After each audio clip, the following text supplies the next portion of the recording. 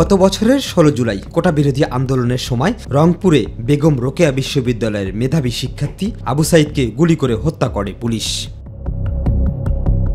আবু সাইদ হত্যায় তৎকালীন ভিসি হাসিবুর সহ 30 জনের বিরুদ্ধে প্রমাণ পাওয়ায় তদন্ত শেষ করে ট্রাইব্যুনালে প্রতিবেদন দাখিল করা হয়। শহীদ আবু সাইদকে যে নির্মম নিষ্ঠুরভাবে হত্যা করেছে সেই মামলাটিতে মাননীয় ট্রাইব্যুনাল 30 জন আসামির বিরুদ্ধে কগনিজেন্স নিয়েছেন।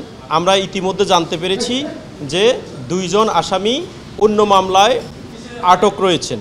সেজন্য আমরা সেই 2 জনকে এই মামলায় প্রোডাকশন ওয়ারেন্ট ইস্যু মূলে হাজির করার জন্য আমরা মাননীয় ট্রাইব্যুনালে আবেদন করেছি। মাননীয় ট্রাইব্যুনাল সেটি মঞ্জুর করেছে। এদিকে আশুলিয়ায় হত্যা ও লাশ পোড়ানো মামলায় শুনানির তারিখ পিছিয়ে 16 জুলাই করা হয়েছে। সকালে আবু সাইদ হত্যা মামলার 4 আসামি এবং আশুলিয়ায় লাশ পোড়ানো মামলার 8 আসামিকে ট্রাইব্যুনালে হাজির করা হয়। নির্মম নিষ্ঠুরভাবে পৈশাচিক কায়দায় তাদের লাশগুলো পুড়িয়ে দিয়েছে সেই মামলাটি ছিল।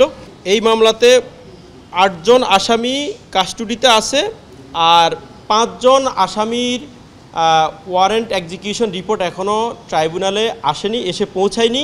সেজন্য আমরা মাননীয় ট্রাইব্যুনালের কাছে সময় চেয়েছি। মাননীয় ট্রাইব্যুনাল এটি 16 জুলাই ধার্য করেছে। আন্তর্জাতিক অপরাধ ট্রাইব্যুনালে শেখ হাসিনা, আনিসুল হক, বেনজির আহমেদ সহ 16 জনের বিরুদ্ধে গুমের অভিযোগ দায়ের করেছে বিএনপি। দুপুরে ভুক্তভোগীদের সঙ্গে চিফ প্রসিকিউটর কার্যালয়ে এ অভিযোগ জমা দেন বিএনপির কেন্দ্রীয় কমিটির নির্বাহী সদস্য এবং তথ্য সেলের সমন্বয়ক সালাউদ্দিন খান। এ সময় তদন্ত শেষে যথাযথ আইনি ব্যবস্থা নেওয়া হবে বলে আশ্বস্ত করেন চিফ প্রসিকিউটর মোহাম্মদ তাজিউল ইসলাম।